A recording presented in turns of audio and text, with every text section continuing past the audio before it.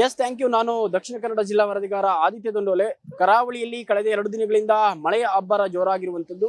ಈ ಹಿನ್ನೆಲೆಯಲ್ಲಿ ಕರಾವಳಿಯ ಇಡೀ ಅರಬ್ಬಿ ಸಮುದ್ರ ಪ್ರಕ್ಷುಬ್ಧವಾಗಿದೆ. ಜೊತೆಗೆ ಕಡಲ್ಕೊರೆತದ ಭೀತಿ ಕೂಡ ಎದುರಾಗಿರುವಂತದ್ದು. ನಾವೀಗ ಇರುವಂತದ್ದು ಮಂಗಳೂರಿನ ಸಸಿಹಿತ್ಲು ಕಡಲ ಕಿನಾರೆಯ ತಟದಲ್ಲಿ.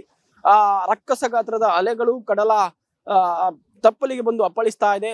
ಸಂಪೂರ್ಣವಾಗಿ ಕಡಲು ಬಣ್ಣ ಬದಲಾಗಿ ಪ್ರಕ್ಷುಬ್ಧವಾಗಿರುವಂತದ್ದು. ಜೊತೆಗೆ ಈ ಭಾಗದಲ್ಲಿ ಸಾಕಷ್ಟು ಸಂಖ್ಯೆಯಲ್ಲಿ ಕಡಲ್ಕೊರೆತವನ್ನು ತಡೆಯುವ ನಿಟ್ಟಿನಲ್ಲಿ ತಡೆಗೋಡೆಯನ್ನು ಅಥವಾ ದೊಡ್ಡ ದೊಡ್ಡ ಈ ಕಪ್ಪು ಕಲ್ಲುಗಳನ್ನು ಹಾಕುವ ಮುಖಾಂತರವಾಗಿ ತಡೆಗೋಡೆ ಕಡಲ್ಕೊರೆತವನ್ನು ತಡೆಯುವ ನಿಟ್ಟಿನಲ್ಲಿ ಇದೊಂದು ಕಲ್ಲನ್ನು ಹಾಕ್ತಿದ್ರು. ಅಂದ್ರೆ ಸಂಪೂರ್ಣವಾಗಿ ಕಡಲ ಪಕ್ಕದಲ್ಲೇ ಕಲ್ಲನ್ನು ಹಾಕಲಾಗಿತ್ತು. ಆದ್ರೆ ಇದೀಗ ಈ ಕಲ್ಲು ಕೂಡ ಸಮುದ್ರದ ಪಾಲಾಗಿರುವಂತದ್ದು. ಇದರಿಂದಾಗಿ ಅನೇಕ ಮನೆಗಳು, ಜೊತೆಗೆ ರೆಸಾರ್ಟ್ಗಳಾಗಿರ್ಬೋದು, ಪಕ್ಕದ ದೇವಸ್ಥಾನಗಳ ಜೊತೆಗೆ ಇಲ್ಲೊಂದು ಸ್ಮಶಾನ ಕೂಡ ಇದೆ. ಈ ಸ್ಮಶಾನವೂ ಕೂಡ ಈಗ ಅಪಾಯದ ಭೀತಿಯಲ್ಲಿರುವಂತದ್ದು.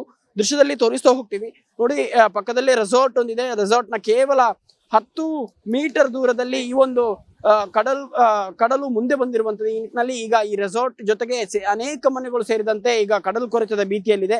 ಈಗಾಗಲೇ ಹಾಕಿರುವಂತಹ ಅನೇಕ ಕೊರೆತಕ್ಕೆ ಅಂದ್ರೆ ಇದನ್ನು ತಡೆಗಟ್ಟುವಂತ ನಿಟ್ಟಿನಲ್ಲಿ ಹಾಕಿರುವಂತಹ ಅನೇಕ ಕಲ್ಲುಗಳೇನಿದೆ ಇದು ಸಮುದ್ರದ ಪಾಲಾಗಿರುವಂತದ್ದು.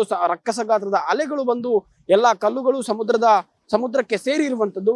ಈ ಹಿನ್ನೆಲೆಯಲ್ಲಿ ಇದಕ್ಕೆ ಶಾಶ್ವತ ಪರಿಹಾರ ಆಗ್ಬೇಕು ಅಂತ ಹೇಳುವಂತ ನಿಟ್ಟಿನಲ್ಲಿ ಅನೇಕರು ಇಲ್ಲಿಯ ಗ್ರಾಮಸ್ಥರಾಗಿರ್ಬೋದು ಅಥವಾ ಸ್ಥಳೀಯರು ಕೂಡ ಹೇಳಿರುವಂತದ್ದು. ಆದ್ರೆ ಇದಕ್ಕೆ ಶಾಶ್ವತ ಪರಿಹಾರ ಇನ್ನೂ ಕೂಡ ಸರ್ಕಾರ ಸೂಚನೆ ಮಾಡಿಲ್ಲ. ಜೊತೆಗೆ ಪ್ರತಿ ವರ್ಷವೂ ಕೂಡ ಈ ಕಲ್ಲನ್ನು ಹಾಕುವಂತದ್ದು ಆಗಿರ್ಬೋದು, ಜೊತೆಗೆ ದೊಡ್ಡ ಮರಳಿನ ಬ್ಯಾಗ್ಗಳನ್ನು ಅಳವಡಿಕೆ ಮಾಡುವಂತಹ ಕೆಲಸ ಕಾರ್ಯಗಳು ಆಗ್ತಾ ಇದೆ ಬಿಟ್ರೆ ಬೇರೆ ಏನೂ ಕೂಡ ಆಗ್ತಾ ಇಲ್ಲ. ಈ ಹಿನ್ನೆಲೆಯಲ್ಲಿ ಇದೀಗ ಈ ಕಡಲ್ಕೊರೆತದಿಂದ ಮತ್ತಷ್ಟು ಪ್ರಾಣಾಪಾಯ ಅಥವಾ ಈ ಒಂದು ರೆಸಾರ್ಟ್ಗಳೇ ಅಥವಾ ಮನೆಗಳೇ ಸಂಪೂರ್ಣವಾಗಿ ಸಮುದ್ರದ ಪಾಲಾಗುವಂತಹ ಪ್ರಮೇಯ ಕೂಡ ಎದುರಾಗಿರುವಂತದ್ದು. ಈ ಬಗ್ಗೆ ಮಾತಾಡ್ಲಿಕ್ಕೆ ನಮ್ಮ ಜೊತೆ ಸ್ಥಳೀಯರು ಕೂಡ ಇರುವಂತದ್ದು. ಸರ್, ಎಷ್ಟು ವರ್ಷದಿಂದ ಇಲ್ಲಿ ಕಡಲ್ಕೊರೆತ ಭೀತಿ ಇದೆ? ಈಗಿನ ಪರಿಸ್ಥಿತಿ ಹೇಗಿದೆ? ಈಗಿನ ಪರಿಸ್ಥಿತಿ ನೀವೇ ನೋಡ್ತಿದ್ದೀರಲ್ಲ, ಭಯಂಕರ ಅಪಾಯಕಾರಿಯಾಗಿದೆ. ಅದೇ ಯಾವಾಗ ಏನಾಗ್ತದೆ ಅಂತ ಹೇಳಿಕ್ಕಾಗಲ್ಲ. ಸಮುದ್ರದ್ದು ಅಲೆಗಳು ಸಹ ಬಹಳ ಜೋರಾಗಿ ದಡಗೆ ಅಪ್ಪಳಿಸ್ತಿದೆ. ಇದು ಬಹಳ ವರ್ಷಗಳ ನಂತರ ಈ ತರ ಆಗುದು. ಇದಕ್ಕಿಂತ ಮುಂಚೆ ಸಮುದ್ರ ತುಂಬಾ ದೂರದಲ್ಲಿತ್ತು, ಈಗ ತುಂಬಾ ಹತ್ತಿರ ಬಂದಿದೆ. ನಮಗೆ ಭಯಭೀತಿಯ ಒಂದು ವಾತಾವರಣ ಇಲ್ಲಿ ಸೃಷ್ಟಿಯಾಗಿದೆ. ನೀವೇ ನೋಡ್ತಿದ್ದೀರಿ, ಮೊದಲು ಆ ಕಡೆಯಿಂದ ನಮ್ಮ ಸರ್ಕಾರದಿಂದ ಕಲ್ಲುಗಳನ್ನು ಹಾಕೊಂಡು ಬಂದಿದ್ದಾರೆ. ಆದರೆ ಸ್ವಲ್ಪ ಜಾಗವನ್ನು ಬಿಟ್ಟು ಮತ್ತೆ ಮುಂದುವರಿಸಿದ್ದಾರೆ. ಈ ಜಾಗಕ್ಕೆ ಆದಷ್ಟು ಬೇಗ ನಮ್ಮ ಶಾಸಕರು ಹಾಗೇನೆ ಇದಕ್ಕೆ ಸಂಬಂಧಪಟ್ಟ ಅಧಿಕಾರಿಗಳು ಬಂದು ಇದನ್ನೊಂದು ಪರಿಶೀಲಿಸಿ ಆದಷ್ಟು ಬೇಗ ಇದಕ್ಕೆ ಒಂದು ತಡೆಗೋಡೆಯನ್ನು ನಿರ್ಮಿಸಬೇಕಾಗಿ ನಮ್ಮ ಸ್ಥಳೀಯರಿಂದ ವಿನಂತಿ.